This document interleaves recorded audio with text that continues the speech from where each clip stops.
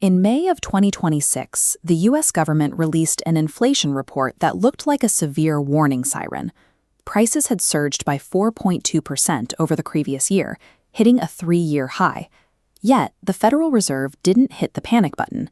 They didn't slam the brakes on the economy with aggressive interest rate hikes to cool things down. They held steady because they were looking at a different number buried inside that exact same official report, 2.9%. That first higher number is headline inflation. It tracks a standardized shopping basket representing everything a typical consumer buys, including groceries and gasoline. The lower 2.9% figure is core inflation. This takes that exact same basket and pulls out food and energy. The Fed relies on this trimmed-down metric because food and gas prices swing wildly from month to month, masking the true long-term trend of the economy. The 1.3 percentage point gap between the two numbers in May represents the mathematical footprint of powerful external shocks. To figure out exactly what filled that gap and drove up the cost of living, we have to look away from the Federal Reserve's boardroom and toward policy decisions and geopolitical conflicts originating in Washington. We start by tracing the timeline back to 2025, when the administration enacted sweeping new tariffs on imported goods. While often framed as penalties on other nations, a tariff functions mechanically as a direct tax on imports.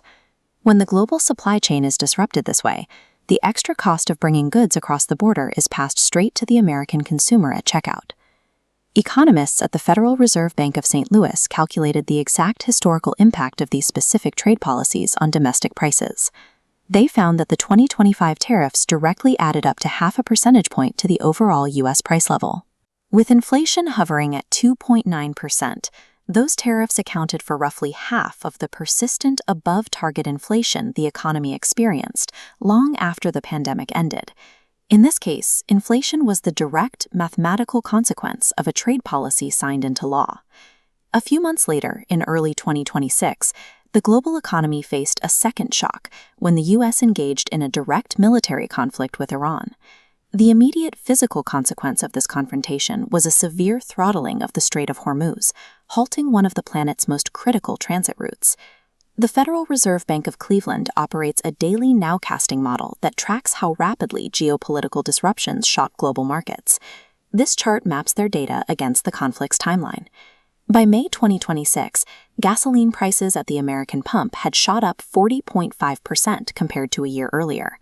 That energy spike drove more than 60% of the entire month's total inflation increase. When data like this rolls in, central bankers look past it to focus on core inflation. Analysis from De Nederlandse Bank explains why monetary policymakers filter out these specific supply-side shocks. The only tool a central bank has to fight inflation is raising interest rates to slow down spending. But a rate hike is physically incapable of opening a blockaded shipping lane or repealing a tariff. Trying to cure a geopolitical supply shock with interest rates inflicts severe economic pain on citizens without fixing the root cause of the shortage. The situation on the ground changed in June 2026, when the U.S. and Iran officially agreed to a ceasefire. The global markets reacted immediately as the pressure on the energy supply chain dissipated. When the June inflation data arrived, the headline number dropped to 3.5%.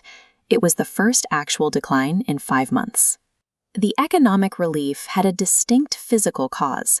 With the shipping lanes clearing, gasoline prices plummeted by nearly 10% in a single month. The Federal Reserve manages the underlying long-term temperature of the economy, core inflation, but the immediate price shocks at the pump and the register, headline inflation, are ultimately dictated by actions on the global stage. Real wars and trade wars always come with a receipt.